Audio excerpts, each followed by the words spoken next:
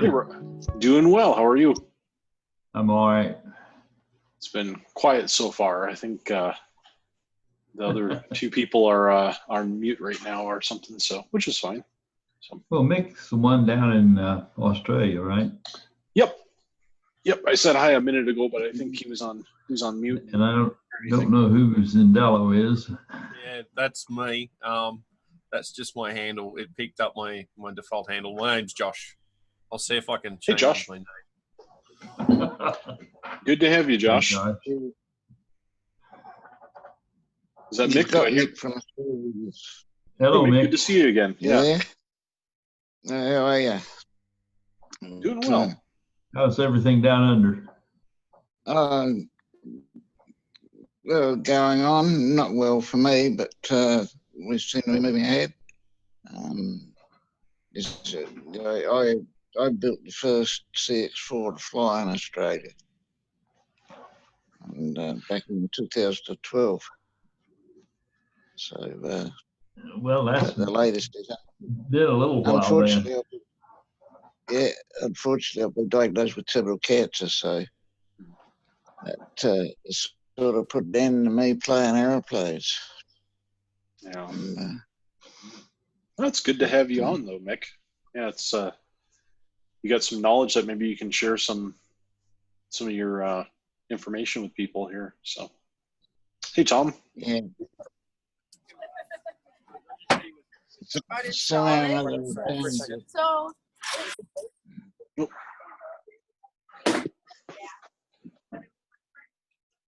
Tom, it sounds like there's some background noise there. Yeah, just a little bit of it. I moved inside. Okay, no worries. I was going to say, I wasn't sure if you just joined and were whatever, but otherwise I was going to say, I'll put you on mute for now, but okay. Yeah. No, You're good. I may also lose connection here momentarily. Found out that they might be dropping the power for a little bit. Oh, but, okay. I figured I'd call in and say hi. Every Tuesday night, we do a Tuesday night gathering. And now that we can do this in person, it's kind of much nicer. Yeah. So. Yeah. Understood. Cool. So, Josh, I'll definitely check out the recording after. Sorry. Oh, no, that's all right. I was just going to, Josh, I think this is your first time joining. Where are you joining from? Yeah, so I'm based in regional New South Wales in Australia. Okay. I'm Josh Meslane. I put a couple of comments up. I guess my background is I've been looking for I've got a Quad City Challenger that I'm in the process of rebuilding at the moment. It's going to be my low and slow plane. As with all cheap aircraft, it turned out not to be a very cheap aircraft. We pulled it out of a barn. I guess in American terms it was a barn. It's just a big shed in Australian terms. We pulled it out of a shed about 1,000 kilometres away. I guess probably about 700, 800 miles, something like that. We loaded it onto a trailer. We brought it home. We put it in the hangar. I started looking at it and realised that it was actually going to be a cheap aircraft. So I've just about doubled my money on it, probably a little bit more by the time I get it flying, hoping to have that flying shortly. But it started me looking for something that's going to be a little bit better cross-country machine. The Challenger, obviously, it's got a very low stall. We've put bigger tires on it. We turned it into basically an off-field short performance aircraft. I'm looking for something. I wanted specifically a roomy two-seat tandem that cruises at least 100 knots. That is relatively economical to build, that fits in under 600 kilo category, which is under our RAOS regulator here in Australia. We've got a really weird regulation system here compared to the US. We've got one regulator, and then we've got a whole bunch of, delegated regulators from the parent regulator. So it's a bit of a strange setup. I looked around at a whole bunch of different designs, and I was looking at a Sonoray 2LS, but they're a bit tight, they're not really a cruising aircraft. And then I found the CX5 and absolutely fell in love. So I haven't purchased the planes yet, but I'm planning to. My I guess my interest in the stream is I want to put 100 horse Rotax on the front of it. Now, obviously, 100 horse is a bit more spec than the airframe is designed for. So my interest is, you know, if I can get a little bit more performance out of the airframe, beefing up the wing spar, etc., to potentially raise the V&E a little bit so that we could get a little bit higher cruise would be nice. If not, I mean, it's still a perfectly good airplane, and I'll still build one. But you know, if there's some mods we can make to the airframe, to the empennage, to have the flight surfaces handle, you know, a little bit higher V&E, that would be pretty cool. You know, if we could get it to cruise at 120 knots, that'd be beautiful. Yeah. Josh, if you want to negotiate with Dave, I've got a set of CX5 plans down here in Gawler. Whereabouts are you? At Gawler, down by the Barossa. Gawler, South Australia. Yeah, okay. I've got a set of plans that I bought when I was over. I went over for the initial fly-in, and I bought a set of 5 plans then. If you want to negotiate with Dave, you're welcome to, because by circumstances down there, so I'm never going to build it. Yeah, I've just sent you a private message to ask for your contact number. Gawler's probably about. I could probably convince my flight instructor to do a nice big cross country with me, and we could probably come over and say g'day. We're located in central New South Wales. We're probably about 8 hours worth of flying in the aircraft that he's got, which is a Foxbat. So I've sent you a private message. If you can send me your contact number, we'll be in touch. Yeah, I'll do that. As I said, I'm living from day to day at the moment. The weekend before Easter, they didn't expect me to see Easter, so. Oh, okay. I've run that round, and I've just given my CX4 away to a very good friend. And, I've ordered a prop. I've had Dieter Subecker up in Queensland. It's just a new propeller for it. And, that's it. This week's project is to put this new propeller on it and see what performs. It's underperforming at the moment. Admittedly, mine's a 4, but I'm only getting about 90 knots. I've pulled at 3,000 revs at 17 inches of manifold pressure, so yeah, I'm not getting the power out of the engine that we should be getting. What engine do you have on that, Mick? I'm going to a Limback, 2-litre Limback. Okay. Which is a certified Volkswagen.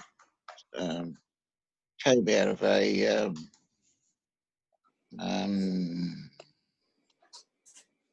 glider. That's right, my mind is all over the place nowadays. One of the powered gliders that came out of. But yeah, it's only about 90 knots, but it's not being loaded up at all. But 17 inches. So we've playing with propellers at the moment. So yeah, so if you, as I said, I've got the set of 5 plans. So talk to Dave about it, and you know, I'm happy if you pay Dave for these plans. I'm more than happy for you to make a donation to Dave and just get the 7 plans. I don't, it doesn't bother me if I don't get anything for the plans, but I'd like to see Dave recompensed a bit. So anyhow, there's others that probably want to talk, and we're talking over the top of. No, it's all right. That's all right. This is a forum to get together and go through stuff. So that Limbach, has it been a good motor for you, Mick? Yeah, been very good. This one was actually overhauled by a genuine engine overhaul shop. But Okay. for some reason, they signed it out in accordance with good motor practice, good automotive practice. And when it went to be used by the scouts wouldn't let them use it because it was signed out like that. So I acquired it. And, and I think they're fairly expensive if you went to buy one.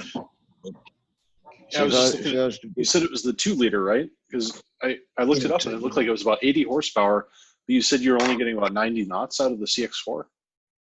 Yeah, and that's because I'm only pulling 30 to start again.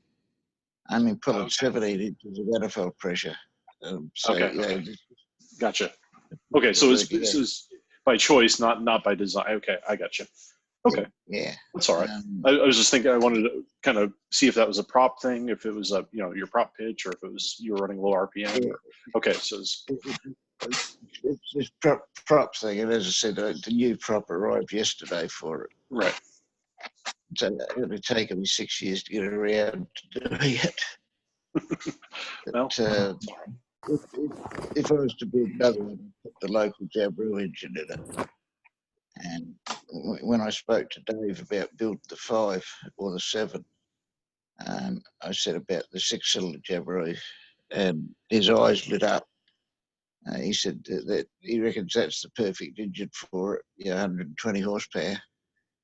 Yeah, the Jabiru engine. They seem to do really well overseas, but they don't really do so well here. They don't. The 6-cylinder in particular doesn't have the greatest reputation at the moment. They've just had a recall on the Gen 4 engine to have the pistons replaced. I'm not going to say who, but I actually have a friend who had an engine out on his Gen 3 6-cylinder because of a failed piston at 800 hours about 12 months ago, 12 months ago, something like that. His daughter was actually flying the aircraft at the time. Made a successful landing in a Gen 4.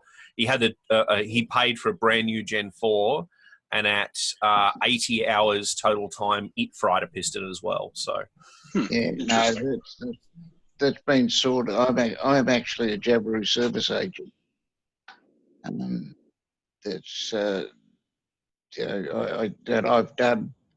I've done several of those piston replacement jobs, so I know what you're talking about. yeah. Is it so? Mick, is that an issue with the design of the Jabiru, or is it a user error, like the way it's managed, or airflow, or? No, there's a little bit of, in the earlier days, a lot of it was user error. Okay. In this instance, it was a design error in the pistons. They've redesigned the pistons, and I'm pretty sure they've cured the problem. So, as I said, I would be using one. I've got one in that I've built a Aeropup, which is a Australian equivalent of a Foxbat type thing, and I've put a 4-cylinder Jabiru in that. Okay. But yeah, in the early days, a lot of it was operator error, and I've always said one of the problems is that the Jabiru engine's been too cheap, and people fool around with it and think they can make it a lot better than what it is.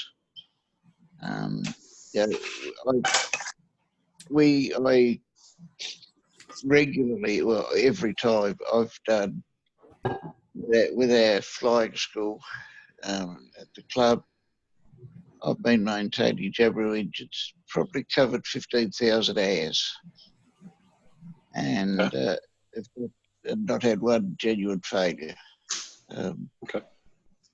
But yes, there is failures, and as I say, they did recall for the pistons, but understanding all the costs of those. So it's a bit hard to say. The new engine is a very nice engine, the Gen 4. is way up over the Gen 3 engine. It actually looks like a proper aeroplane engine. And apart from this piston recall, they appear to be very reliable. Okay. But the difference is now a Jabiru engine in America is expensive, whereas in Australia now it's cheap. Sure. So, but Dave's eyes lit up for when I said putting the 6-cylinder Jabiru in it. And he said that the reason he hasn't is because he's designed a low-cost aircraft. And Sure. in America, by putting a Jabiru in it takes it out of the low-cost, the low-cost issue that he was looking for. Sure. Yeah. And,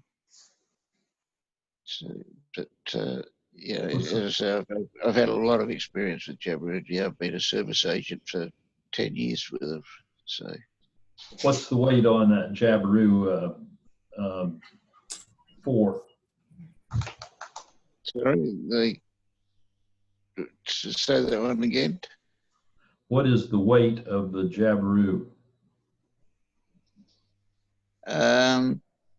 Very similar to the Limbark, which is very similar to the Revmaster. There's not a huge, with the 4-cylinder in the CX4. You do need to shift the engine forward a fraction, just for CG reasons.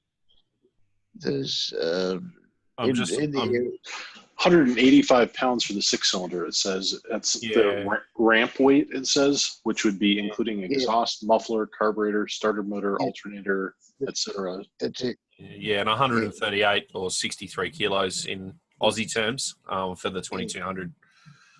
Okay. When you buy a new one, you get everything firewall forward. You get mufflers, all of that comes with a firewall forward. You don't get an oil cooler. You got to buy that separately, but the rest of it's there.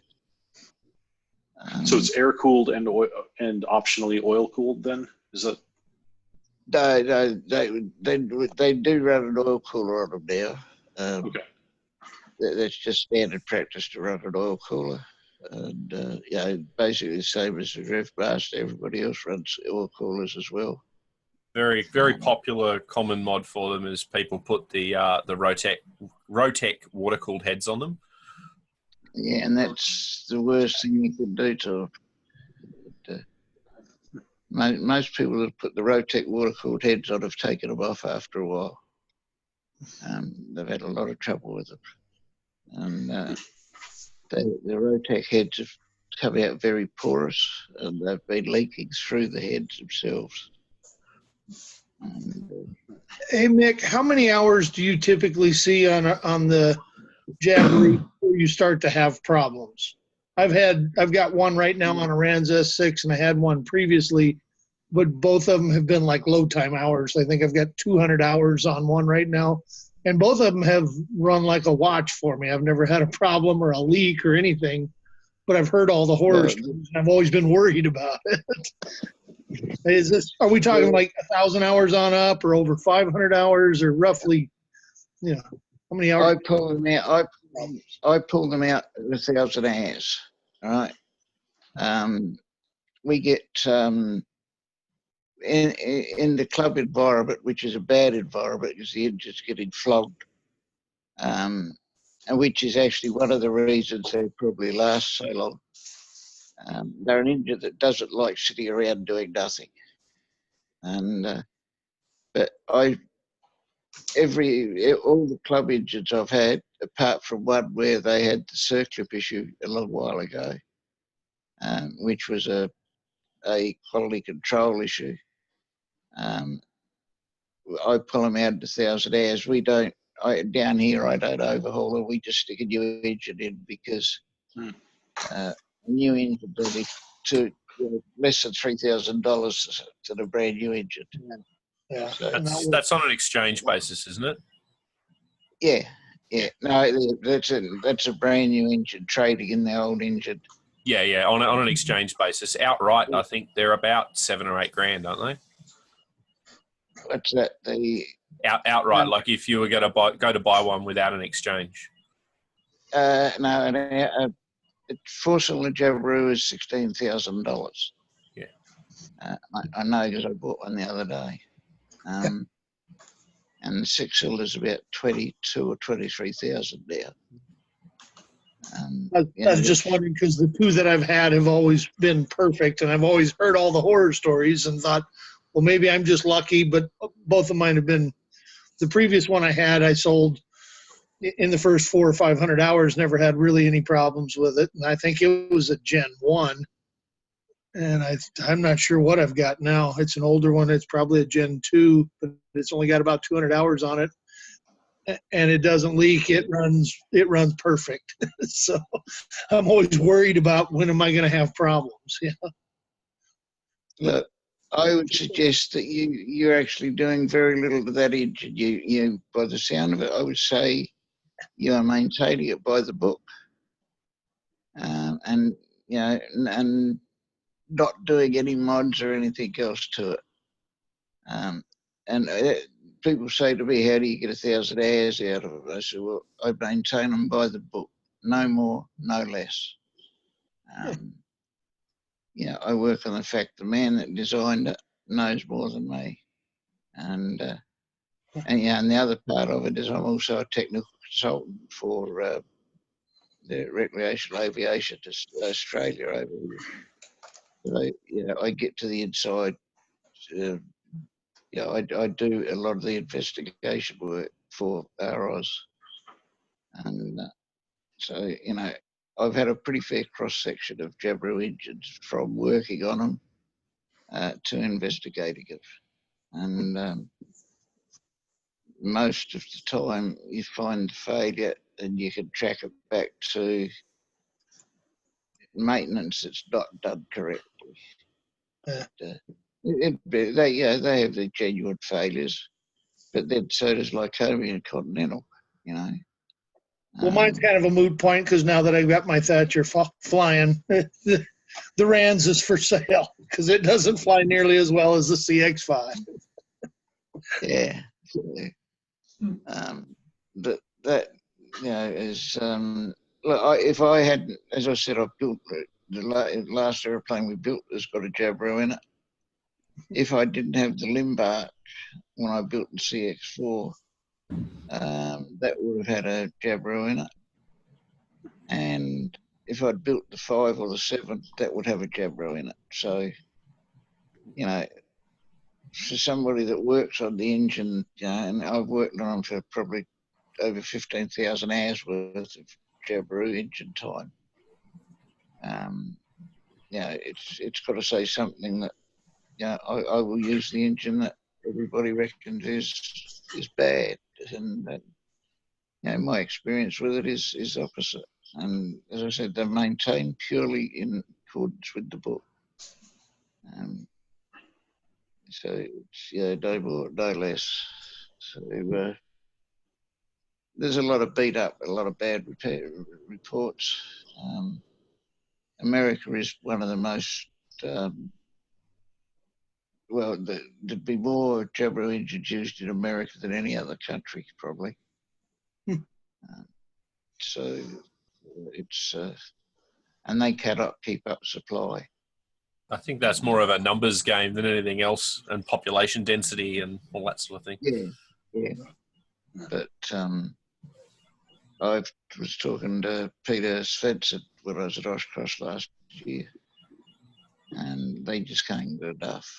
And he was saying they could sell the entire production runs that Jabiru do on their engines. And so if there's that kind of demand for small engines, it's a wonder that the Japanese or one of those haven't jumped in that engine market. I guess liability keeps them out, huh? Yeah, regional probably. interest. I don't think there's such a community in. Well, I don't know much. I know a couple people that have lived in Japan, but it seems like there's not that much interest in general aviation in Japan. I know there's a ton of commercial pilots. Actually, the college here in town, the university here in Kearney, Nebraska, there's a ton of people coming over from well, a lot from Japan, Singapore, that kind of thing, Taiwan, coming over to train as commercial pilots here. It's actually pretty surprising. So there's a few of them that attend our EAA chapter meetings and stuff. It's pretty fun to meet the guys. So, but, yeah. But yeah, they don't have a lot of general aviation, so it's a lot of, yeah. So I don't know. I mean, this is pure speculation. It seems like if there's a market, they're going to be, anybody's going to be in it. But yeah, I don't know. Well, My guess. like everybody else, we're always looking for that cheaper airplane engine, right? Yeah. So higher quality, lower price. Yeah. Exactly. Yep. Everybody wants it. Yep. So I guess on the so I guess on the flip side of that, my CFI is a mate of mine. Is also an engine. He's raced motorbikes. He's done more with engines than I will ever do. He's in the process of developing, and I was talking earlier about using a 912, which I guess is the other side of the ultralight aircraft coin in terms of common factory aircrafts. There are a few others out there, but in that sort of weight power category, you're either a 912 or a Jabiru. We're looking at a 912 simply because that's what he knows. But he's in the process of building, or he's just finished building actually, a mechanically injected 912, mechanically injected 912 to go onto a friend's Tucano. It's actually sitting in the same hangar that my Challenger is in. And we're estimating that on peak boost, or he's estimating on peak boost that 912 is going to be making somewhere around 120 to 125 horsepower. Now, the cool thing about the supercharger is it'll make that power at sea level, or it'll make that power at 10,000 feet. And that's why he's gone for the supercharger. So, with what I would like to do with the CX5 airframe, that might be a little bit overkill, but if it's possible, and I don't know if anybody else has done this is something I guess I want to talk to the designers about. If we can beef up the airframe so that it can handle a little bit higher V&E, that's actually the engine that I'd look and I'd say, hey, Joe, can you build me another one of these? We'll get a time expired 2,000 hour, 2,200 hour, something like that, 912, pull it down, decomp the heads, replace the pistons, replace the conrods, probably put a new crank in it, strap the supercharger to the top of it. We've got a custom 3D printed ABS, he's doing it in nylon next, actually, manifold that he's made for it. Only instead of putting mechanical fuel injection on my one, I've got a big electronics background, and we're going to put I want to put a Haltech ECU on it with actual proper fuel injection and automatic tuning with O2 sensors, and that way it can do automatic mixture control. There's no mixture knob or choke or anything like that. You just turn the key, start it, and the computer goes, it's too rich, it's too lean, and it just automatically handles all of that for you. Sounds interesting. Yeah, Josh, on your question about can the airframe handle more horsepower or a higher V&E, that would be something to direct to Dave specifically. As much as I'd like to speculate, he is the designer and has the end say. That being said, at least in the States here, it's experimental, so you can kind of do what you want with it. But I'm not sure how that applies in Australia, how your rules are. If you have to adhere more closely to the plans, or so if it's a home build, it's an interesting discussion.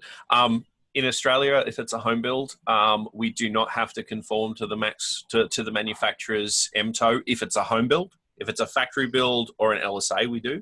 But if it's a home built aircraft, we nominate our own MTOW. We nominate our own V&E, etc. The V&E doesn't have to be registered with the regulator. We just have to have it set in the POH and set on the gauges and stuff. I've had at length discussions with our technical manager at RAOS because to do with my Challenger actually, because the manufacturer did a weight increase on the airframe in the mid 90s, and the MTOW of my aircraft is sort of halfway between the two weights, which doesn't actually make any sense. But it's just an example of how a builder can set an arbitrary weight without needing to support that from the manufacturer. So, you know, if I wanted to put on the piece of paper that it had 150 knot VNE, then I could do that, but that would not be a smart thing to do unless the airframe was appropriately beefed up to take it. Over here, we are actually the manufacturer of the aircraft, and it's. Look, I throw another one into my area. I'm also, Josh will know, I'm also a level 4 inspector. I'm also a CASA authorised person, so I have a fair bit to do with these weight changes and people wanting to increase weights and that sort of thing. But as the builder, you are the manufacturer of that aircraft. Even though Dave designed it, you are the manufacturer, so you call the shots. Yeah, but again, you talk to Dave. That's the thing. Yeah, and RAOS has an interesting phenomenon where if you buy a second, what we call a 19 Rego, which is an RAOS home-built aircraft, and I'm sure Mick knows what I'm talking about here, but I was talking to Jared the other day about some of the modifications we've done to the airframe and getting sign-off and all that sort of thing. There is actually a clause in our RAOS scheme that allows for an owner who didn't actually build the aircraft to be categorized as a builder of the aircraft if you modify a significant portion of the airframe. So in the case of my Challenger, we have completely redone the seats. We've completely rewired it. It's got a brand new panel. We've pulled the engine off. We're putting a new engine on. We're changing the prop. We've changed the wheels and tires, etc. And as far as RAOs are concerned, that has modified enough of the airframe that I am now deemed the builder or the manufacturer of the aircraft. So there's some really interesting exceptions in the rules that allow for that sort of thing to happen here. It sounds similar to the States here. I know I talked with my Vizdo here a while back about, this is before I got involved in the Thatcher stuff. I had found a couple of Piper Pacers that were in need of some love, we'll say. And I was looking at, there's some Alaskan mods to those to give them a lower stall speed and some other things. Anyway, so I was looking at that, but it would need to be registered as experimental. And so I was talking with them about how you would get to, take a certified airframe and turn it into an experimental. Basically, that's kind of what they said. It said you'd need to do the vast, kind of the 51% or more of the work on the plane in order to have it qualified. So they made the comment, I mean, this is just my local FISDO, but they said if you bought a certified plane, took it all apart, had the FISDO verify it was taken apart, and you put it all back together, in theory, you could just re-register that as experimental, which is kind of weird, I think. I don't know if that is really legit, but... Similar thing happens over here in the GA world where, for example, to use a GA aircraft, the 150, the 150 horse Cessna 150. A lot of guys that are putting the 150 engines on and don't want to go through a certification for it, or they're running, Timex engines or that sort of thing, move those aircraft onto the experimental register and, put a different engine on them or change the landing gear or put the stall mods you're talking about. The catch here, and I don't know what it is over in the States, but the catch here is once you move a GA aircraft onto the experimental register, it cannot be moved off. It must stay on there for the rest of its time. Yeah, I'm not sure if that's the same here or not, but yeah, it's a good. It's an interesting one. Yeah, we can bring our ROS if we take our ROS aircraft to experimental. That can be returned if the airplane's returned back to its original condition. Yeah, ELSAs, yeah. Gotcha. Okay. Yeah, but no, it can also then become back to a full registered aircraft if the mods are taken off it. you can get rid of the experimental part of it and bring it back to a fully certified aircraft. So, you know, that's one of the differences we got with ROS, that if you want to try modifying it and, you know, you want to try a different engine or something and it doesn't work, you can then take it back to the original engine, and you can then, you know, then get rid of the experimental, which means that you can then use it for hire and fly again. So it's not permanently locked in, but you have to return it to its original standard condition. Gotcha. Okay. And, yeah. And there are also allowances for that. That applies to LSA. I was talking to Jared again about this the other day. Jared's the technical manager for RAOs. I'm looking at doing some panel upgrades for a few other people, so I'm in the process of getting a level 2 maintainer's endorsement for wiring and avionics at the moment. And I've had a few people ask about panel upgrades and that sort of thing. For a non-LSA manufacturer-built aircraft, generally speaking, people can't make major modifications. They can make minor modifications, that's fine, but you can't make major modifications. So in the case of putting a new instrument panel in, that's classified as a major modification. Now, there are still allowances to allow for that over here. I guess we're getting a bit off topic from Thatcher aircraft here, but there are allowances for that on a non-LSA factory-built aircraft. Either you submit your design changes to the manufacturer and get manufacturer sign-off on those changes, and then that becomes an approved manufacturer mod, which is one of the things I'm looking at doing for a couple of aircraft for some panel redesigns. I'm looking at coming up with a standard panel that can be fitted out with an option of instruments for a particular aircraft, because all the panels that are in them are ancient, and glass gauges these days are cheaper than steam, which is really interesting.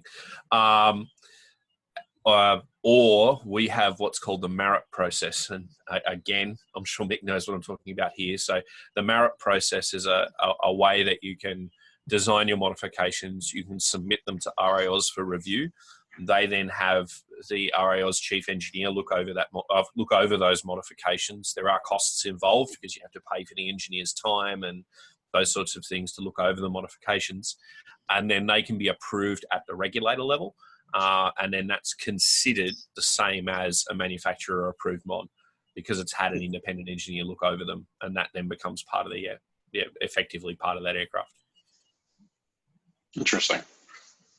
Yeah, see, Glenn is joining us. Yeah, see, Joe and Glenn and Greg is Greg's actually getting work done out there. Greg's getting production done. Joe and Glenn, you guys want to introduce yourselves and say hi? Yeah, hi, I'm Joe Robertson. I am a degreed aerospace engineer, although I spent most of my career writing software. And the first 5 years of my career, I built solid rocket motors for Thiokol in Huntsville, Alabama. I live just outside of Huntsville, Alabama, by the way.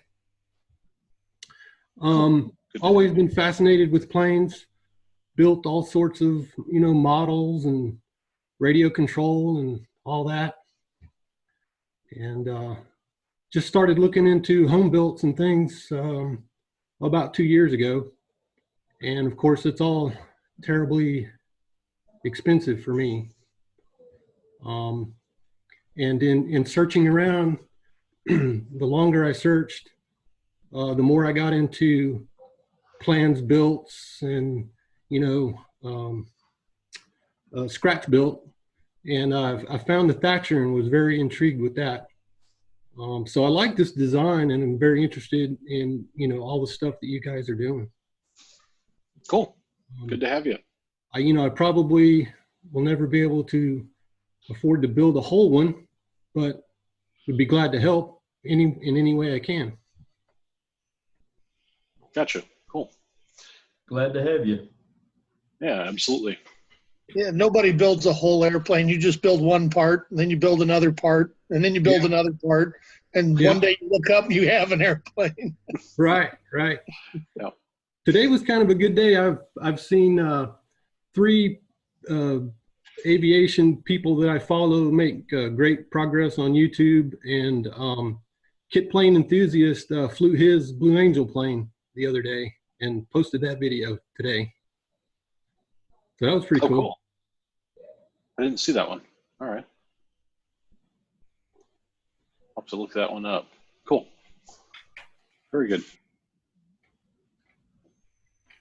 I see Glenn is on there. Is that Glen Bradley, or is that? Oh, here, I'm going to unmute you, Glenn. Oh, I'm going to try and unmute you. Oh, no, I'm not going to He unmute. can unmute himself, I think. Yeah, it's not letting me unmute him, so. There he is. Hi, Glenn. Glenn, I don't think your microphone's working.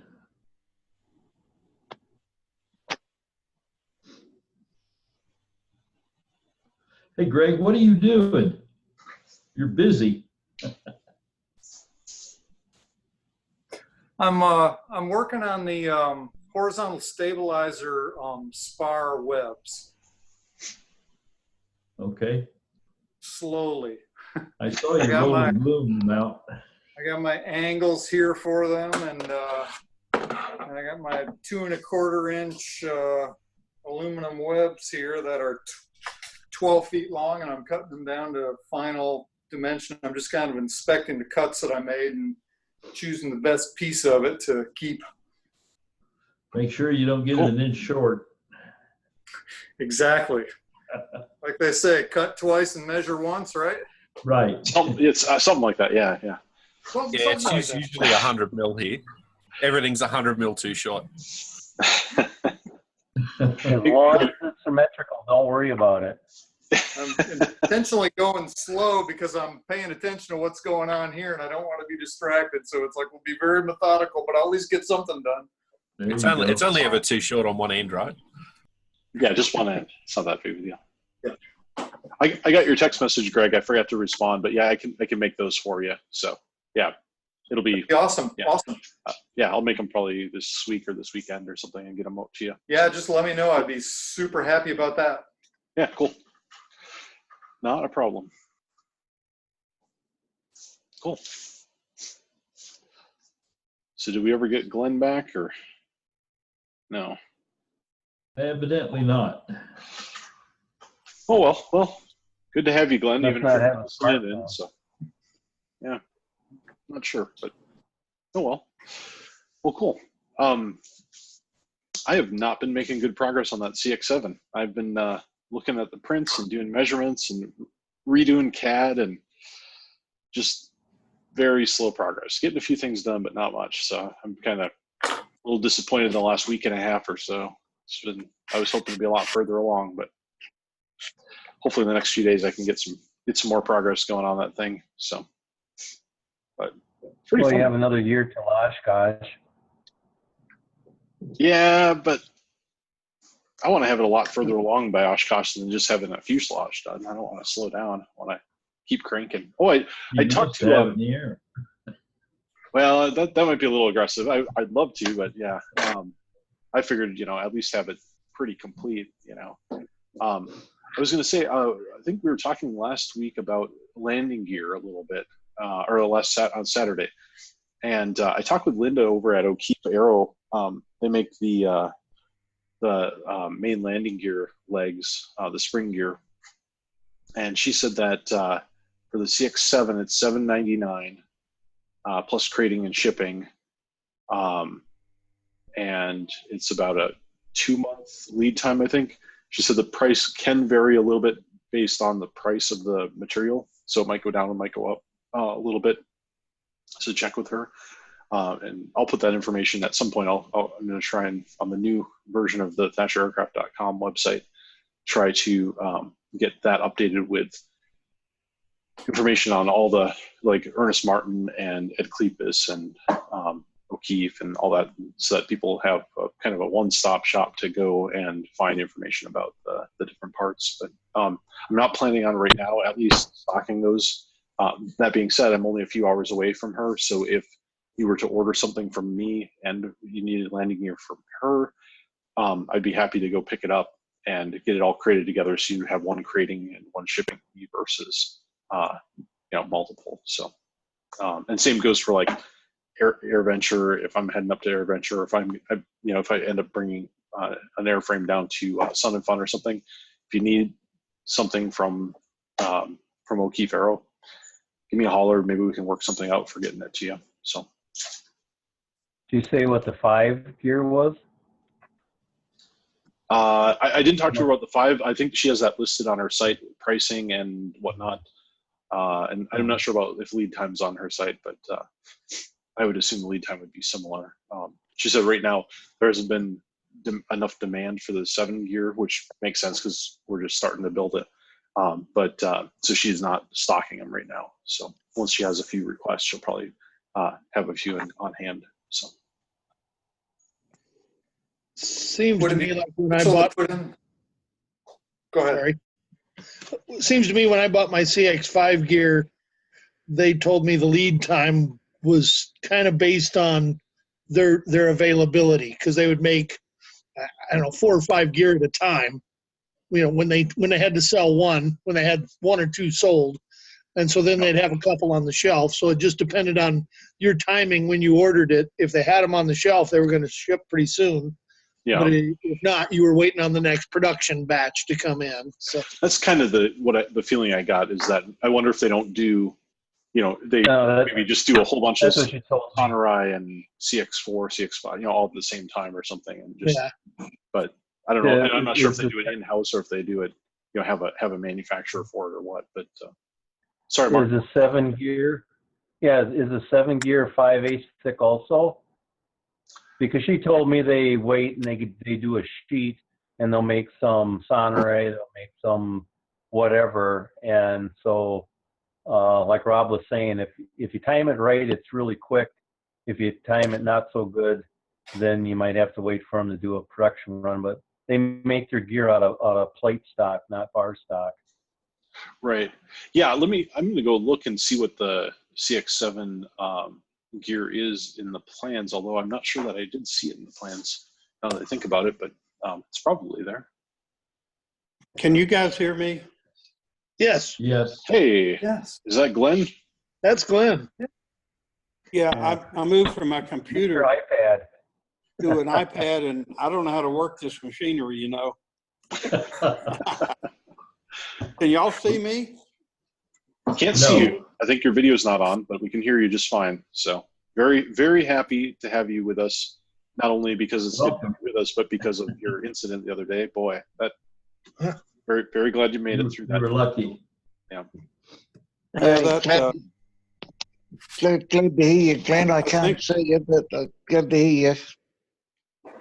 huh? It's Mick in Australia. Oh, hey, man, I'm glad to see you're on here. Yeah, I I'm really can't glad to hear see. you, man. Yeah. But, How do I get my camera to work? There should Yeah, be, if you click on your picture, it should pop up with a little show video or start video little icon At next the to your bottom, on the There left. you go. Now we Oh, see there it. I am. Oh, my God, I'm ugly. Great.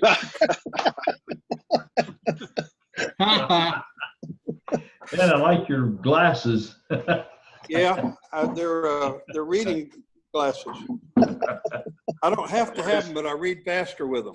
That red frame is. Me too. Stands right out. Yeah, I just went out to the airport in a rainstorm that was just a real terrible rainstorm. I didn't For know 40 rain minutes, it was was nonstop. Couldn't even hear myself think. Think you could send me out here to Arizona? We got everything on fire out here. So Yeah. Yeah, I'll bet. We got plenty of rain in You Washington. guys are right, though, about the manufacturers of gear legs and stuff like that. They kind of save up to make a batch, you know, because it's not economical to make them one at a time. Right. Well, it's Can y'all hear probably me? not a high volume production. Can I change that? Are you Glenn, changing, Glenn? you look different when I saw you last time. Are you getting younger? Yeah, I wish. Yeah. You must have a bad connection with Australia. No, I can hear him just fine. No, the Is it video. I'm glad to him hear it, Nick. looking younger?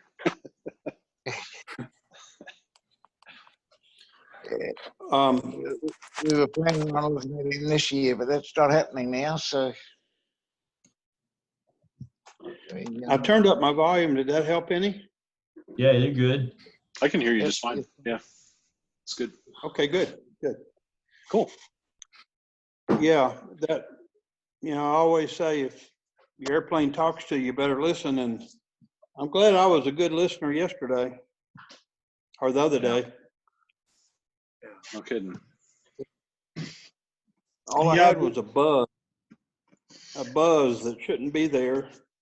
It came instantly and it didn't go away and it wasn't mag. So within 10 seconds, I was headed back and reduced power and landed. And I think what happened was the skull cap spinner that I had on there temporarily was coming loose. It's held on with a really not a very system. And so I think it finally cut loose and then it broke my prop. And when it broke my prop, all hell broke loose. But I was on the ground when that happened. That mount and one screw looks like a lampshade holder. Yeah, yeah. And it's got that little Tinnerman that holds it on, that's all. And I don't think that's sufficient. Doesn't have enough threads to endure any kind of abuse. Yeah. I just I don't was- see how that thing could So stay I'm not in gonna put any of that balance back on. with one screw and that mount. Yeah. I've got a spinner ordered. So as soon as I get it, I'll put it on and I'll be back in business. 12 Fiberglass. inch. Yeah. Yeah. So Glenn, I read your your report on it and I've been following it, the emails, but so you got back on the ground. You think, I mean, the prop you feel was intact when you got to the ground and you taxied a little ways, and then at that point you think the spinner came off and potentially, or at least that's the point when you were on the ground that the prop separated. Is that what you're thinking? Yeah. I think the spinner came off and hit the prop and the prop separated because it hit the spinner. I saw the prop fly off in my upper right vision, way the hell out of sight. So I know when it happened, and as soon as it happened, of course, the airplane was jumping up and down and vibrating. It was pretty impressive considering I was at idle. And of course, I chopped the throttle right away. But I tell you what, I don't know what would happen if it had happened in that climb out and take that prop off. When I had a Casa years ago, I didn't race mine, but they made you, if you raced them, have a big heavy duty cable around the engine and the motor mount, around the cylinder, the back cylinder and the motor mount. And I put that in mine. They did it at Reno because they fly metal props that aren't certified and they come apart all the time because they work hardened. And then they lose their engine and then they die. The engine comes out of the airframe and then you're just a piece of scrap metal falling to the ground.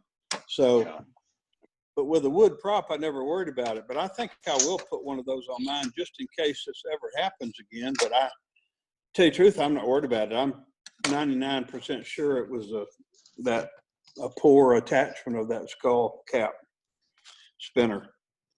Gotcha. And that's Well, what you had made just both put of them. that skull cap on there, hadn't you? Yeah, That was I a hadn't new phoned for an installation. hour. Yeah. Yeah. Did you find the tip of your prop at all? I don't know if you looked for it or not, but I wasn't sure if you'd be able to get any. We found it about 100 yards down the airfield in the grass. Okay. And of course, we found the spinner too, the other direction. I didn't see the spinner go. I saw the prop tip go. And didn't get a of ticket course, it for all littering. happens. Too. Yeah. Huh? I said you didn't get a ticket for littering on the airport, did you? No, they were real nice about it.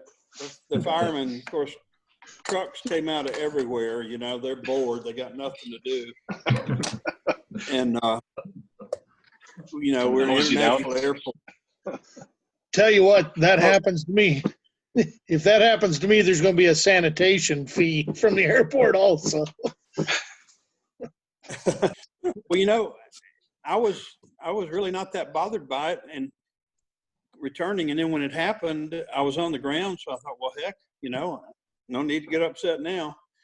But thinking back on it, if it had happened on climb out, no telling what would have happened. Yeah. At minimum, I would have gone down the swamp at the very minimum. Because they don't give me a lot of choices of how to fly out of here. Well, we had a guy in our chapter with a Samurai 2 that had a cable on his engine, and he didn't need it, but he ended up landing on the ice in the Mississippi River one winter when his prop started vibrating. And by the time he got on the ground, he had black singe marks where all the bolts were, because the prop was moving just enough that it started rubbing. And wow. Yeah, we've always been taught that in an emergency situation like that, regardless of what the procedure says, regardless of where you've been told to go, you look for the best spot, and to hell with anybody else. You just make sure you put that thing down in a safe spot. Oh yeah, that's what I would have been doing. You know, I'm a pilot with a hand, and ATC is there to help me, not me to get permission. So. Yep. But it worked out real well. I'm real happy, and I've flown it again a couple of times with the prop I had. I had an old prop hit under, and I got it out. It's a good prop. I just don't like it as well as the one I had on there. So I'm kind of shopping around for a new prop. The 7 has my nice prop on. How long do you think you're going to be before the 7's in the air? Hopefully within about a week. We weighed it yesterday, and I filled one tank up with fuel today and checked the fuel gauge and all that, and made sure how it's calibrated. And so we'll probably run it tomorrow and then call for inspection. There's nothing left to do, really. So I'm hoping within a week. I'm going to wait for a nice, good, cool morning to fly out of here, because they're only going to let me fly out one time to Jack Edwards. They're not going to let me fly it out of here. So every day. So I have to pick a nice day and fly to Jack Edwards, and then I'll fly the 40 hours out of Jack Edwards. So we'll see. I don't think it'll be too long. I don't know if anything else. Enough. Huh? First flights are tense enough to know that you just got to fly out and not come back makes it even worse. I wasn't getting anywhere away from that runway on that first flight. Yeah, well, it took me 4 months to get permission to do that, because FAA is so uptight about flying out of here at all with experimental airplanes in phase 1. But I did a lot of letter writing and talking to a lot of people, and at the FSDO, and they gave me permission to fly it out one time. But, you know, if I get up there and it starts overheating before I get away from the airport, I'm coming back. I'm not going to go 30 miles. Right. I'm assuming they want me to be stupid and burn up the engine halfway there, you know? Right. Pick a rainy day. But as long as everything's running good, I'll go up to 3,000 or 4,000 feet, or maybe 5,000, and head to Jack Edwards. Yeah. You said it's about 30 miles? 30 miles, yeah. Okay. That's about not too bad. 20 minutes or something. And it's a non-towered airport. So once I'm there, I got 7,000 feet, and early mornings, very little traffic. And so it's a real nice place. Lots of places to land around it, and it's ideal. They have food on the airport. They give me a car if I need it. It's just a good deal. Good, cool. You know, it's interesting to hear of. I hear a lot on some of the other forums I'm involved with, and you know, they talk about 10 miles, 20 miles between airports, and food available, and fuel available, and courtesy cars, and all this sort of stuff. So I live about a 10-minute drive from the field I train at, but the next closest airfield is about 40 nautical miles away. The next closest airfield from that is about another 50 to 60, and none of them have any facilities besides maybe fuel. You guys really don't know how spoiled you are for locations to fly. That being said, I think it's something like 90 or 95% of the airspace under 4,000 feet in Australia is all Class G. So maybe we're a little bit more spoiled there in that we don't have the ATC and airspace restrictions that you guys have over in the States. But in terms of where we can go, it's generally, you know, you're flying for, you know, potentially a half an hour to an hour at a minimum to get somewhere else. Yeah. Well, I didn't know this when I flew the 5 through phase 1, and I designated Jack Edwards as my primary airport, and half of that 360-degree circle is over the Gulf. So I really didn't have many places to go.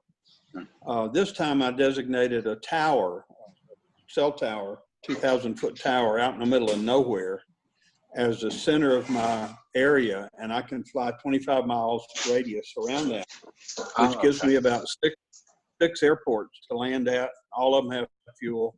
Most of them have food. Yeah, so in terms of actual proper airports, it's not 40 miles. There is one that is 23 nautical miles from 23 nautical miles from my home airport. There is a couple of grass strips that are not trivial to get into, but the next nearest airport away from that, I think, is 45, 50 nautical miles. Yeah. Well, most of these are 5,000 feet to 7,000, and I like at least 5 after I've flown the plane a while, and then 7 to begin with. I have a certain pattern I fly in case I have engine issues at different points on the first flight. So I don't just fly down the runway and I fly off to the side, and it's kind of elaborate what I do, but it enables me to have be in a lot better position to have an engine out or an issue. I'd be interested. So, if you have a sec, Glenn, would you mind walking us through that, giving us kind of the paragraph overview of your steps that you go through for your first flight or the first few flights? It'd be kind of interesting to hear. Yeah, it's kind of hard to describe verbally. If I drew a picture, it'd be so simple. But once I take off and establish a climb, you know, at 50 feet or something, I'm all stabilized, I angle off to one side or the other. It doesn't really matter which, but let's say I angle off to the right about 30 or 35 degrees from the runway heading, so that I'm climbing gradually away from the runway. The runway is getting further and further from me on the left. Not real far, 35 degrees isn't that far, you know? Sure. And the point is, if I don't do that, and I go straight down the runway, and I get to this point where you reach a point right away where you can't really land back without running off. So to avoid that, I angle off to the side, which not only gives me further length to get back to the runway, it also involves a left-hand turn, which you'll lose altitude in, and a right-hand turn back to line up with the runway. All of that's eating up airspeed and altitude. And you end up gaining 300 or 400 feet of extra runway in front of you. So if Interesting. everybody follow me there? Yes, If the engine, you do the initial, once you take off and you're comfortable, then you do a 35-degree angle away from the center line of the runway and continue climbing so that you're able to do a left and right hand turn to get back, right? And drop your altitude. yeah, Yeah. Okay. right. And what those turns do is they eat up altitude, which is what you're trying to do. Now, if you have a problem right away, you just land straight, you know, but Right. the beauty of this is wherever your engine quits, you have enough, or have a problem, you have enough altitude to get back, and you'll have extra length of the runway left in front of you. It'll make a pretty darn big difference.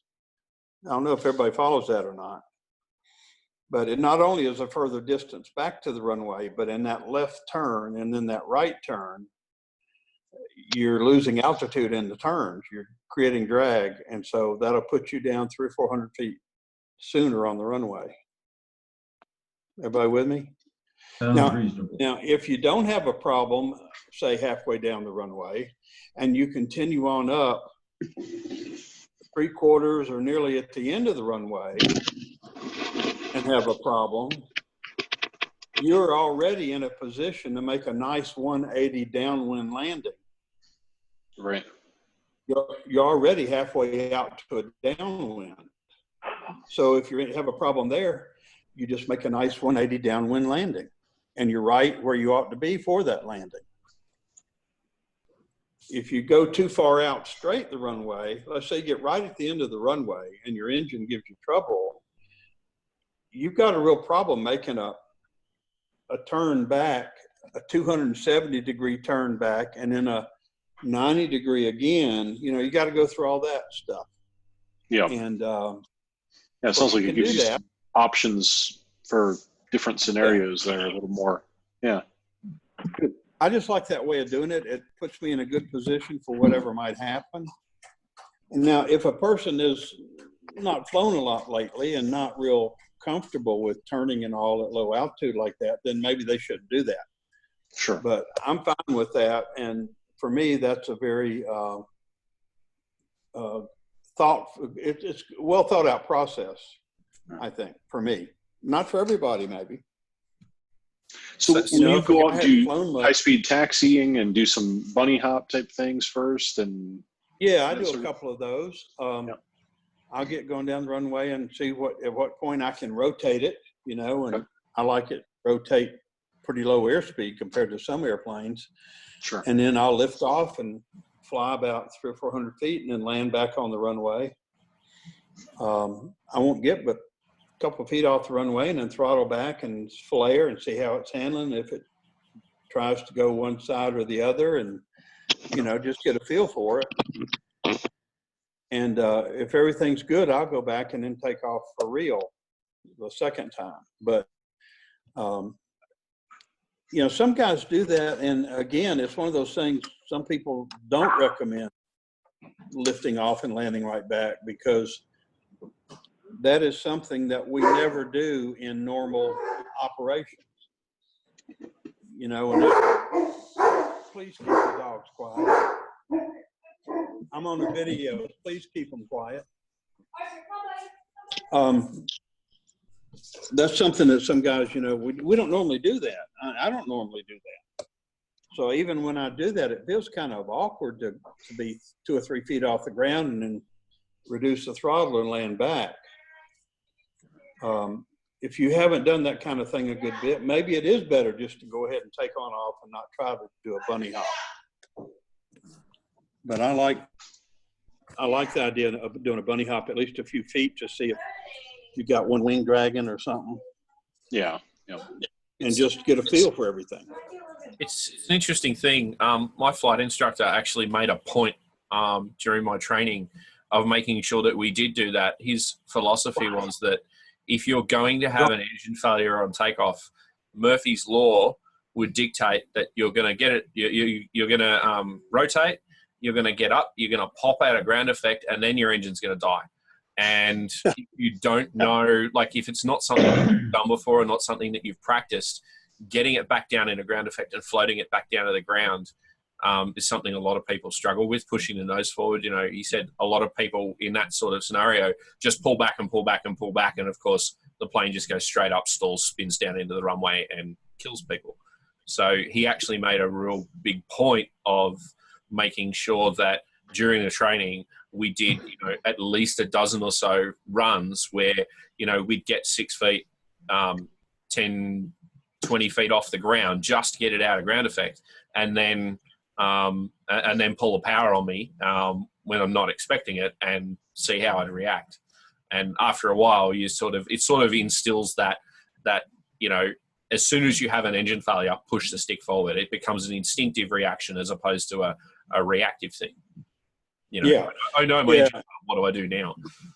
Yeah, and I think that's what some guys that, you know, they may build a plane for 6 or 8 or 10 years and then not fly hardly any, and then they're really pretty darn rusty, and they can get into trouble trying to do that kind of transition, you know. And I think that's why some people recommend don't try to do that. Don't try bunny hops. But you kind of have to decide what's best for you, you know. But if you're there and your engine does quit, you've got no choice anyway. And you're right, that transition. The same thing on climb out. If you're climbing out at normal climb speed and your engine quits dead, it's shocking how quickly your speed goes rapidly way below stall. I mean, you have to honk that nose over really fast in transition or you're going to be in trouble. You know, it's not a slow motion kind of thing. You lose that inertia right away, especially in these high drag aircraft we fly. So I tell people once they fly some, they ought to go up to altitude and practice this kind of thing. You know, be in a normal climb at 3,000 feet and pull the power off and just see how quickly you have and what you have to do, how quickly and strongly to transition to a glide. It's way more than you would think it would be, because we never do that. You know, we never do that. That's not something we practice. I think the other key there is on that first flight, whether you're just bunny hopping or not, you better be ready to fly just in case. I was doing just that on my first flight. I was just taxiing down the runway, kind of a fast taxi, getting the feel of pulling the nose wheel up.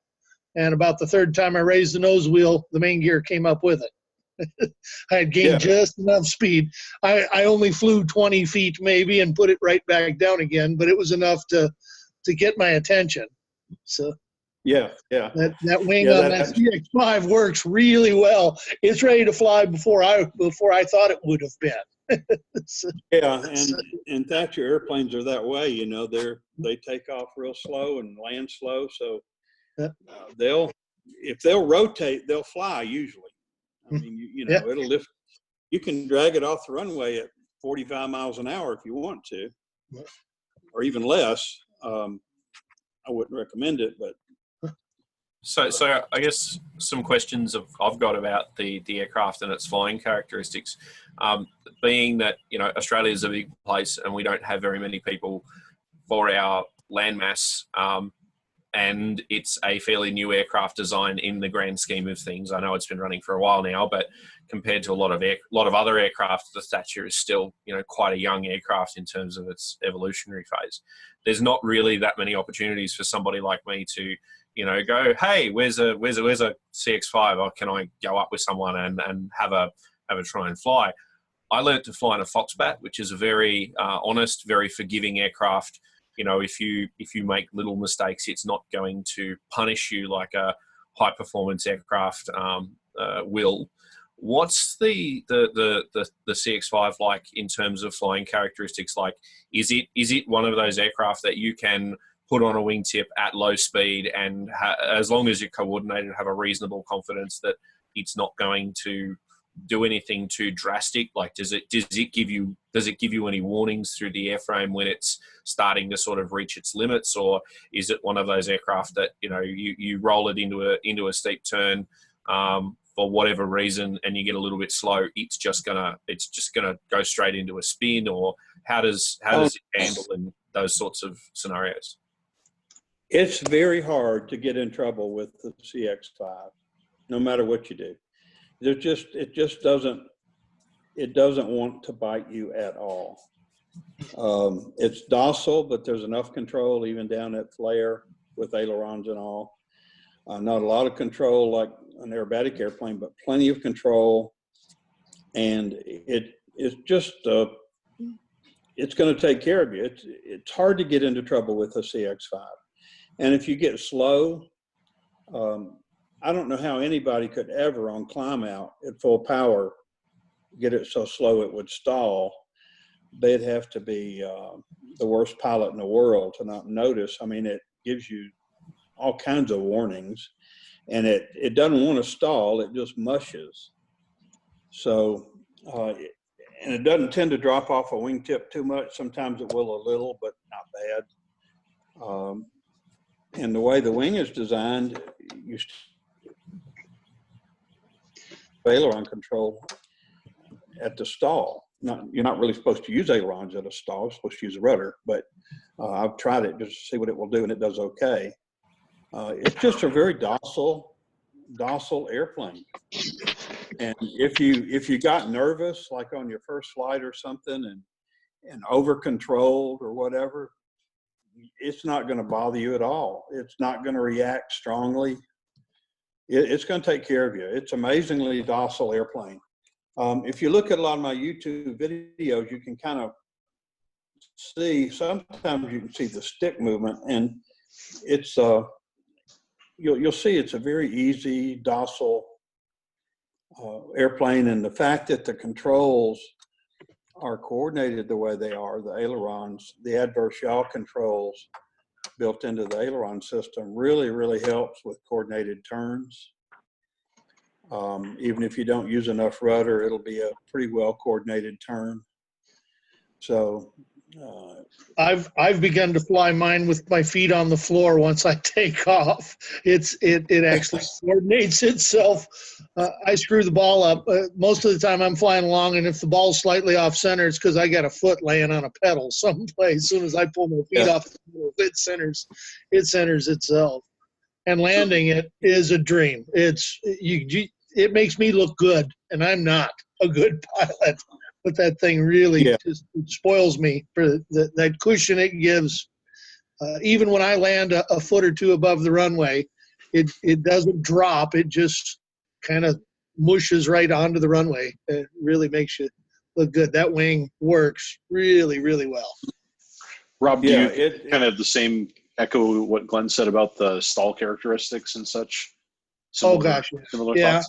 Okay. I haven't done a ton of stalls with mine at altitude. I've done a few just kind of set my angle of attack gauge and stuff, and I'll get near stall a lot, and it's really benign. Once it breaks, it will roll onto a wing, but not scary. It doesn't want to roll over. It doesn't want to snap into a spin. You'd have to be really stomping on the controls to try to kick it into a spin, I think. I haven't spun it. I was going to let Glenn be the guy to do that one first. Let me know how it works. I'm not an aerobatic pilot, so. Yeah. Well, like I said, I've spun the 4. I didn't spin the 4, but they say it spins fine, and I would think it would. It gives you a lot of warning, doesn't it, for a stall? I mean, it'll buff it, and then it'll just, if I keep coming on back all the way back with the stick, it just kind of mushes. It just doesn't want to go anywhere. Sounds like sounds similar to the Foxbat, which is the aircraft I did my training in. When you get into that high angle of attack in the stall, like it buffets and it doesn't drop a wing. It just sort of starts descending in a nose high attitude. It doesn't break. It doesn't start falling out of the sky. You just sort of end up in this really awkward high nose attitude descending. It's not really a stall, but you know, to recover, all you've got to do is let go of the stick, and then it'll just it'll just let itself forward and keep flying again. Yeah, I've done that and just kept the stick all the way back and just let it mush on down. And when I do that for 10 or 15 seconds and then recover, I'm already down 400 feet from where I was. The only way this is it just mushes. It just doesn't, it doesn't like to do anything abruptly. I have never had the airplane do anything abruptly at all. It just doesn't. With cruise power or above on it, the deck angle, the nose angle would be so high to get into a stall. Even if you had no instrumentation at all, you would know you're headed for a stall. The nose would have to be pointed way up. Anything above an idle, you'd really have to have the nose way up in the air. You're not going to just stumble into it inadvertently unless you pull power all the way off of it. I don't see where one would ever surprise you. I fly along a lot of looking out the windows without paying attention to the instruments, and I've never wandered close to it. So. Yeah, I agree totally. You'd have to really, you'd have to have a fair amount of power on to get it to do anything abruptly, I think. And I've done it with full power, and it's kind of have to grit my teeth to do it because the nose high attitude is so severe with full power. Even like you say, with half power, it's like, how could you miss this? I mean, there's no way you would miss it. Yeah. You know, it's slowing down and it's vibrating a little bit, and you get this buffet. But there's tons of warning. I mean, tons of warning. It's just super, super docile. And as soon as you go forward on the controls, you have control immediately. You know, it comes right out of the mush or whatever you're into.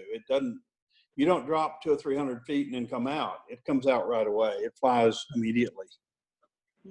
If you look at some of my videos where I did stalls and kind of watch what's going on, you'll be able to see that. It's very, very docile.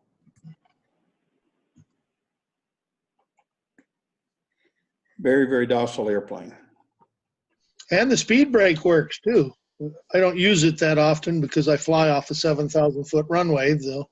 I'm usually trying to keep my speed up just to keep from slowing the traffic down. But if you do go in someplace shorter, you get it slowed down, get that speed brake down, and it just kind of hangs on that brake as it's sliding down short final. It really does work well. Yeah, I'm really I hardly ever use it, but sometimes I do. Like they'll bring me in. Sometimes here they'll keep me really, really high until I'm, near the airport. They won't let me descend, and then I have to descend at a pretty high rate. And if I didn't have the speed brake, I wouldn't be able to do it. At 13-to-1 glide ratio, I'd glide all the way past the airport. So I put the speed brake on, and I glide about like a Cessna does normally, and I make it down. And if you have the speed brake and slip it to the side also, you can really get a pretty good rate of descent. So in terms of runway lengths, the airfield that I fly from, that it would be based at, we've got cross strip. So we've got two strips 90 degrees to each other. One of the strips is probably, and I'm doing these conversions in my head, so I may be a little bit under, but one of them we have about 1,500 feet usable. The other one's probably about 2,000. The 1,500 foot runway probably has about a 900 foot overrun, but it's on the backside of a hill. So in terms of actual runway distance, like effective runway distance, it's probably the equivalent of probably about 300 or 400 feet on a flat. It's quite a slope. We use it for short field practice. Is a 1,500 foot or 2,000 foot grass runway going to present issues for getting the aircraft in or out, or how does it perform under those sorts of circumstances? How many feet long? So one of them's about 1,500 feet, grass runway, 800? with a 1,500, and the other one's about 2,000. Yeah, you'll be okay with that. On a hot day with high grass, you might pucker a little bit, but you'll be okay with that. I don't like runways that short. I like at least 2,500, but I don't really have to have it. I'm usually off in the winter from about 800 feet to 1,400, 1,300 feet in a hot summer. Yeah. So- Unfortunately, we don't have a lot of choice here in Australia. We have a lot of short, unpaved grass, gravel, dirt strips. Once you get sort of out of the main centres, and even in the main centres, there's you'd be lucky if you had half a dozen paved airports within a 50 nautical mile radius. Lucky. Have you talked to Mick Wright? He was on here earlier. I don't know if he's still on here from Australia. Yeah, Mick's in South Australia. I'm in regional New South Wales. Yeah, you could ask him about that. I've never flown off of short fields much. We don't have that many that are that short around here. You're talking about the CX4? CX5. CX5, okay. I myself haven't done any real short fields because every place I go is 5,000 foot or so. Like Glenn, I'm usually off in 1,000 foot range or less, but that's solo in the CX5 too. By yourself, you'll be all right. I might question taking a passenger out of a short field like that, though. What's your runway at, Rob? What's your altitude? 1,500 feet MSL. Okay. Yeah, but we, in the summertime, we're typically running 4,000 to 4,500 density altitude. So, Right. Yeah, I was thinking that with the heat and everything. Yeah. yeah, all the heat drives us way up. Yeah. Okay. Yeah, there is quite a bit of difference in performance in cool weather compared to really hot, humid weather. I get off in the wintertime, I don't know, 700 or 800 feet. Yeah. No problem. Define winter. Yeah. That's true. You're in Florida. Winter doesn't really count. I mean, yeah, there's nothing in Florida that I define as winter in Wisconsin. That's true. That's true. We have summer and intense summer. Yeah, so we've kind of got both extremes at our airstrip. During the middle of winter, if you're taking off in the morning, carb ice becomes a real big issue because we can be taking off and it can be, and I'm talking in Celsius here, so I apologize, but it can be 0, 1, 2 degrees in the morning. That's a let the aircraft warm up and cabin heat required kind of flight. But on the flip side, during the summer, and we usually don't fly in these conditions because there's usually so many thermals around and it's just rough as guts and it's horrible as anything to fly in. But, we can get days up here where the surface temperature will be 43, 44, 45 degrees Celsius, which I think is probably north of 110. It's usually dry heat, so it's not terribly humid. But, we get quite wild temperature variations. And as I say, anything above sort of 30, 35 degrees, so pushing, I guess, 100 Fahrenheit, we wouldn't usually fly in it anyway, just because that's not a fun day to go flying. Yeah, yeah. Well, we have 95 here a lot, and sometimes 95, 100%. So it's pretty, it's like flying in a sauna. Really is. And I don't enjoy flying in the summer so much. I fly early in the morning and I'm done by 2 or 3 hours after sunrise because it gets so hot so quick.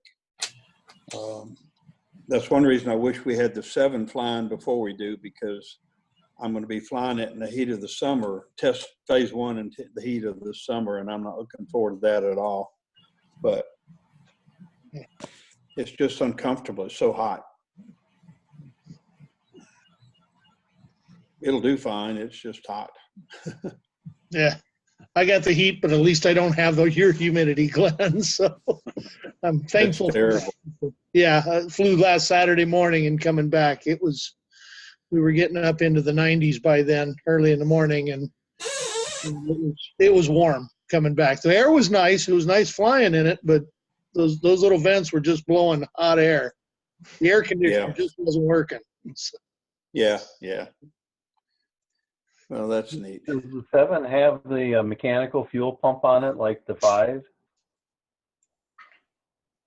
The 7? Yes. Yeah, all that is the same as the 5. The same fuel system completely. It's got a mechanical and backup electric. Checked the fuel quantity today. We didn't know for sure how much the tanks would hold. 10.5 per side. We're not real sure how much of that's unusable. I'm going to measure that tomorrow. So it might be a gallon is unusable or something like that. So it's right at, my guess would be 9.5 per side or 10 per side. Glenn, have you checked your fuel burn? I haven't done any real scientific work with my fuel burn. I'm seeing less than 5 gallons an hour. Yeah. Are you working in that same range, 4.5-ish, 4 to 4.5, something like that? Absolutely, absolutely. And I flight plan for 5, and that includes a little bit of a fudge factor. So yeah, you won't miss a car with 5. Probably come in 4.5 sometimes. That's what I've always planned, is plan for 5, and so far I've never gone over that. So it's always come in less. One of these days, maybe this winter, when I do more flying, I'll actually check it. That's one thing I didn't do, is put fuel flows on mine to see what it's really burning. Yeah, I've flown to Tallahassee probably a dozen times to visit my son in college a couple of years ago, and I always have a headwind. So it's a 2-hour flight, and I nearly always take 10 gallons or a little bit less, maybe 9.5. So yeah, you'll burn over 4, but you probably won't burn quite 5, depending on your power setting, but that's the range. What RPM are you usually cruising at? Well, it depends on my prop. The prop I had, I was cruising at 2,900 to 3,000. The prop I have on there now, I'll have to cruise down about 2,700 because I'm already pulling 22 inches manifold pressure. So it cruises. It's more of a cruise prop than what I had. All right. Yeah, that's kind of a high cruise for me, is 3,000 is kind of my fast cruise, and then my slow cruise is 25 to 2,700 RPM for just lumping around. Oh wow, yeah, that is low. That's low. It's surprising how low. I keep pulling it back. It's like, well, it's still flying. So I just keep pulling back on it. I don't know what fuel burn is down there. One of these days, like I say, I'll check it at a few different settings and try to figure out what that is. So. Yeah, I'll bet down in that range you're down to 4 gallons an hour, because that's pretty low RPM cruise. And it's fine to do that. I'll do that sometimes too. But like you say, I never stop and check my fuel burn accurately. I'm doing different things. Indicated about 90 to 95 mile per hour there, so under 100 knots. Yeah. That's about what I do too. Yeah. So I grabbed something before off the bench. Again, not really Thatcher related, but just wanted to show you guys the sort of thing that I would like to do. And I was talking earlier about doing the panels and the instrumentation and that sort of thing. There's obviously, being in Australia, it's really hard to get parts. It's really expensive to get things from overseas. When I do go down this route of building things, anything that I draw up or design and get CNC cut, I want to make available for other people as well, for other builders. If I look at something and I go, that could take me 25 hours to build in the shed, or I could spend 5 hours on the computer, I can send that off to a laser cutter and then 5 hours of assembly, I will take that option. And I just want to show you something that I've built for my Challenger that sort of highlights that. This is the kind of stuff that I would like to do for the builder community, design things like this. And get them pre-cut or send the files off to people so that they can be pre-cut. This is one that I've wired up earlier. It's all, quick disconnect, the whole lot, so it just comes straight out of the plane, that sort of thing. That's the sort of stuff I want to do for the community, because I see that as a huge time saver. And I mean, the aluminium sheet for that panel, cut from my local, I actually got this one plasma cut from my local supplier, ended up being $275 Australian. I don't know what that translates to American. It'd be under $200. From my perspective, to make that in my own shed would probably take me 5 to 8 hours in terms of like getting all the angles right, getting everything marked out properly, etc. For the sake of, a couple of $100, I'd rather just pay the money and get something that I know is correct. Yeah. That's very nice. Is that for a CX4? No, so this is actually for a Quad City Challenger. This is not a Thatcher panel, but this was a really challenging one because the Challenger has a really small panel, and I wanted a certain set of functionality in there. So this has got all MGL instruments in it, and an iPad. I use the iPad for my flight bag and my navigation. There's obviously a bunch of switches and circuit breakers. I haven't got the labels done for this yet. We're going to get some sublimation printed labels. I'm just waiting on some sheet to arrive for a friend that's got a sublimation printer. But the idea for this was to have everything in the panel, everything accessible, neatly laid out, clean. This is the sort of stuff that I like. Like, I don't like looking at aircraft panels and seeing a panel that's, cut out of a piece of 1/4-inch plywood and just looks like it's had a bunch of gauges thrown at it and they've just punched the hole saw through wherever they've landed, and there's Dymo sticky labels all over it and Sharpie pen, and there might be 1 or 2 fuses in the whole panel. I hate with a passion looking at aircraft that are built like that. Like, I want when I get in an aircraft, I want it to feel like I'm sitting in something, whether it's a home built or it's a commercial product. And this is not to rag just on home builts. There's a lot of commercial products out there that have absolutely appalling panels, from a layout, a fit and finish, and an ergonomics design, like where are your hands got to be when you need to use the switches. Yep. What's my left hand doing? What's my right hand doing? If I'm starting the engine, which hand's on the throttle, which hand's on the key? Does that mean I put the key in the left-hand side of the panel, the right-hand side of the panel? Things like that. Like, I don't like doing things like this on the aircraft. Yeah. There are a lot of panels out there that are just absolutely appalling from that perspective. And one of the things I want to do is provide a fit and finish that when you get in the aircraft, you look at the panel and everything's intuitive. It makes sense. It looks like it's meant to be there. It's not just something that someone's just sort of thrown in there so that they can fly the thing. Yeah, I agree with all that. Go ahead, Glenn. I'm sorry. I was just going to say, I agree with that. I tried to set the ergonomics up on the 5 and the 7, especially because you just have one pilot there, so that your hand falls naturally to all the controls that you normally use. And things like this, like I want to take my panel out to do some maintenance in the nose of the aircraft, or I want to take my panel out because I need to swap an instrument over or wire in an extra circuit. I don't think pulling the panel out should be a half-day exercise. This panel has been designed to be mounted to the airframe with four and again, I'm going to use metric terms, 4 M5 cap screws that are nut-surted into the airframe. I pull 4 cap screws out, I undo 6 connectors, and the panel comes out. Like, you could pull the panel out of this aircraft in 2 minutes or less. I've lost count of the amount of times I've gone to work on someone's aircraft or help somebody with a wiring problem that they've got. We've pulled the panel apart and the panel's come out that far. And then you're sort of working with torches and trying to put your hands in places and cutting yourself on sharp bits of metal. And, it's just becomes a horrible experience.